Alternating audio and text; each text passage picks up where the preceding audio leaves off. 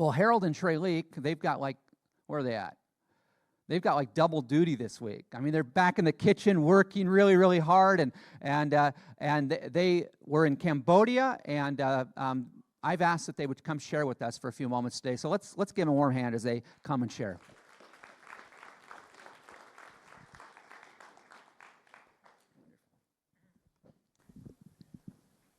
Good morning. Oh, wasn't that a great worship session? Wow, it is amazing. We get to be a part of that, to see what God is doing here.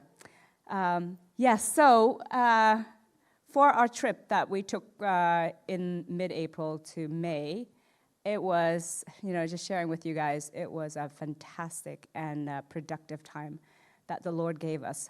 So we were able, on this trip, to follow up on our projects that we're doing with the families. So we visited the families, we visited the children that's in our program, and the families that we're helping, we have been able to see that they are progressing along in this journey that we're taking them to become self-sufficient. That's for the material aspect. So you can see in the pictures there, we met this particular family who had a self-sufficiency project for them, which is like a microfinance project. We see that everything is going well. The father, Joy, is producing income, so he's making income now to be able to feed his family, and this is only the beginning of his business that we're helping through the Styltehuset. And also, besides getting the basics and all of that, one of the things that we're concerned about, of course, is sharing the good news to the people that we work with.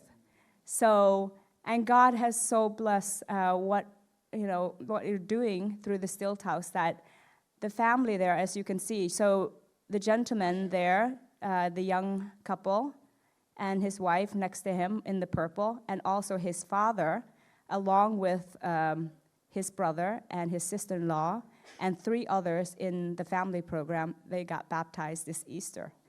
So we're just like, wow, God, this is amazing, and we get to be part of that. And then here you see, this is I'm speaking with them about the grasshopper project, and we've given them 5 of those nets in order to, produce grasshoppers and to reproduce them, of course, for money, right? So they're along the way now. They're making such progress. And besides this, next photo, one of the things that we did was we met with local authorities, we met with local pastors, and here you see a picture of me and one of the ladies who live in this village called Kasai. And Harold will tell a little bit more about that.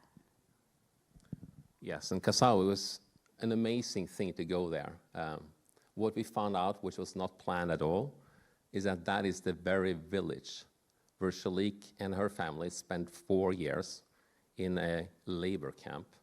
And I think Sreyleak was shocked when she first heard about it. It's like she froze up a little bit. But then after spending a full day, we came home and we said, this is a place that we need to work. We felt it both heavily on our heart that God says, you're going to work here. You're going to turn the killing fields to living fields. So we said, okay, we get onto it, and we spent some more time in that village. So that will be our 4th village in which we are working now in Cambodia. This is which are members of that small little congregation. And he's so faithful, but his statement is that we don't have much, but as long as we have Jesus, we have everything. And it really touched our heart because seeing a man who's given his whole life, tough conditions, but still wanting to serve his people in good and not so good days. It is just warming our hearts. And we love to work together with him and also with the YWAM, which is doing a church plant in that village. We met many children, and the faces of the children are amazing because it's not a very active life to grow up in a village in the countryside. Just to see how small initiatives, the camp, the kids camp that we're doing together with YWAM, how that changes their look on life, their self-worth. And it's just so exciting to see how they take next steps, learn the basics about Jesus. We've been present there now in a little bit more than 2-3 months with these activities. So we took all these kids that you will see flipping by now, we enrolled them, and we said that, okay, we're gonna sponsor them and ensure that they will get education, school uniforms, school material, which is a difficult thing for parents to fund, obviously, and really walk alongside them in the coming days. So that's exciting, and they will sing a little bit for us.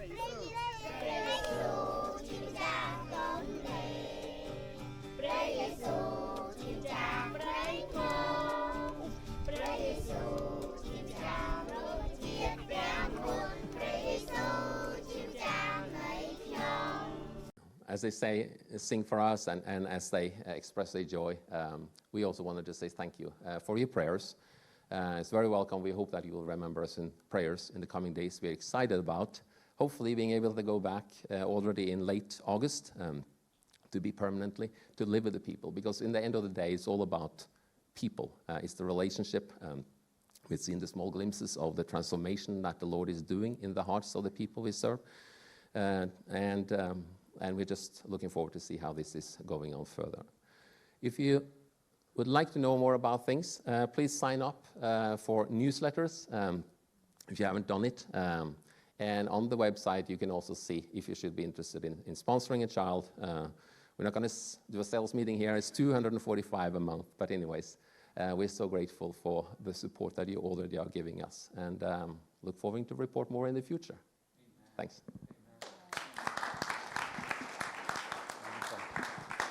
Wonderful. Isn't that exciting? Their obedience and faithfulness and the lives that are going to be touched as a result of them saying, we're willing to leave the comforts of Norway to go all the way across the world to love on people. And if I'm correct, Sreyleak, that village that you guys went to, that where during the killing fields time when you guys were working at that camp, that a few of your sisters are buried in that area. So just very, very difficult, what the family went through, and yet look at what God, the beauty that God's going to bring out of that the killing fields will become life for God's glory. May that happen for God's glory. May we be praying faithfully for them. So thank you. If you just feel led to support them, we'd encourage you to consider doing that. You can support them one time, or you can support them on a monthly basis, and we as a church are going to be supporting them. But if this is something you feel led to do individually, we would welcome you and encourage you to consider doing that.